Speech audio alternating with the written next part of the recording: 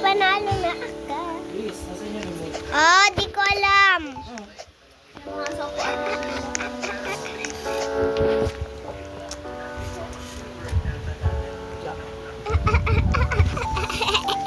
Winner na ako. Winner na ako.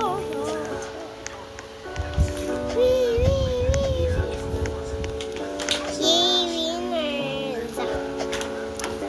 Gusto nyo kung gano'n, please i-edit nyo ako guys ha.